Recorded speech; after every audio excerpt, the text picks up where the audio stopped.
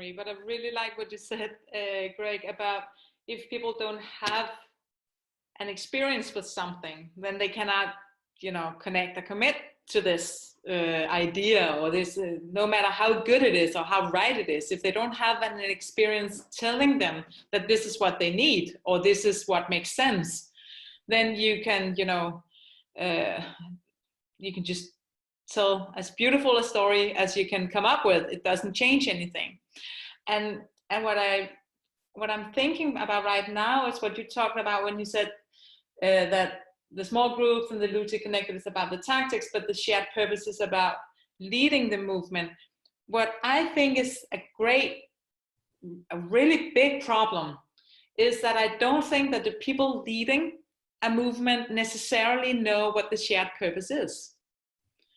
And especially in big companies, large companies, where you have C-level people moving around from, company to company, driving big transformations. And if they don't have a way to tap into the collective experience of the company, this experience of being this company and not another company, and not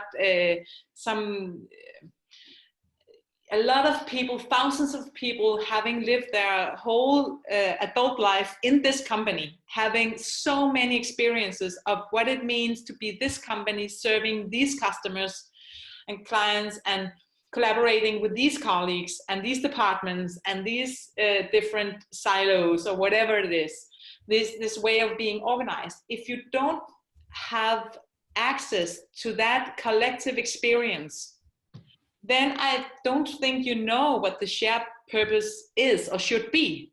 Maybe you have a vision, maybe you know the market well enough to know that this is what we should do or this is how we should move.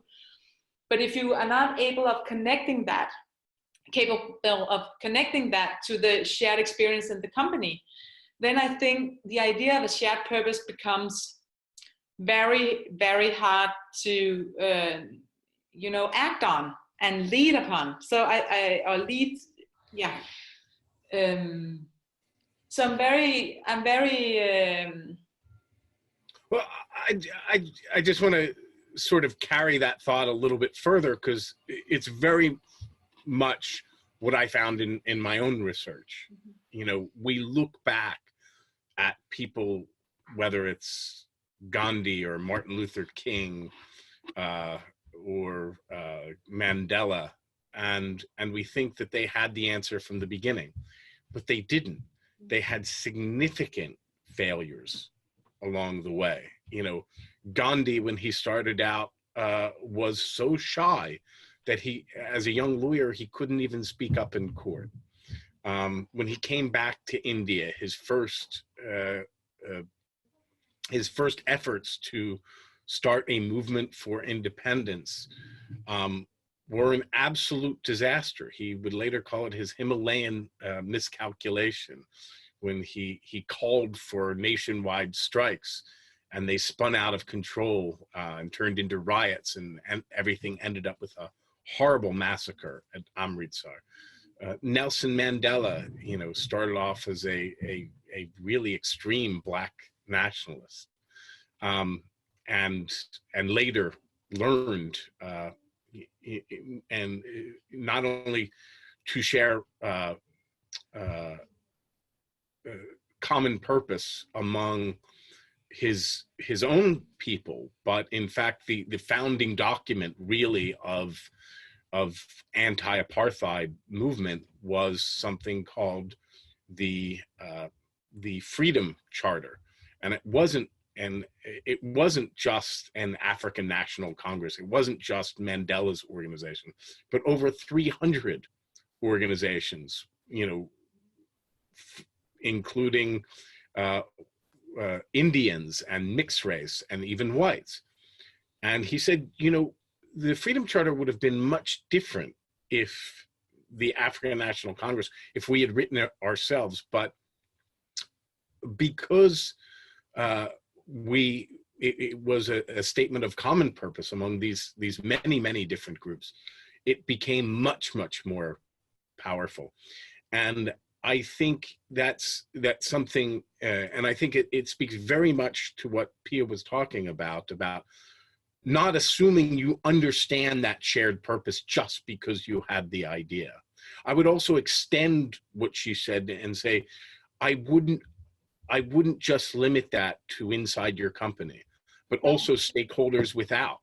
You know, if you look at some of the examples I give in the book, you know, major turnarounds at huge companies like IBM or Alcoa, they focused on multitudes of a number of different stakeholders. And in the book, I call this pillars of support, ranging from, you know, customers and in IBM's case, even competitors, but analysts, employees, educational institutions, and on and on and on. So I think that conversation within the organization is absolutely necessary and very important. But I also think it is a springboard. It can be a springboard to greater dialogues with you know, with throughout the whole ecosystem, so outside the organization as well. Yeah, I definitely agree. And what I think, and I want to answer your question, and it's your question, Marie, about how does this relate to the Quest method, because and that's why I pointed, that's why I talked about your sentence about the leading a movement and the leader's role, because what I think a leader can do and should do is to, you know, kind of say what part of this movement that I want to create or facilitate or empower, what part of this movement, where can I start? Can I start by saying, and that's why we are called Quest, right? Because you can say, this is the purpose of this quest. I have a purpose. I want this quest to shed light on how we all feel about this topic. It's my purpose, because I know if we are not all on, if we're not in on this together, then we won't succeed. So please take part of this quest. And this is just, you know, a quest. It's not the whole journey. It's not the whole movement. But by initiating this quest about this topic, I'm sure that together we can narrow down, or we can get closer to our shared purpose. So I think that's what a leader can do, by saying, I want to have access, and I want you to have access to our shared experience about this. Because if we have that, then the experience hopefully will translate into a shared purpose. And it hopefully will translate into something that will actually move this company in the right direction.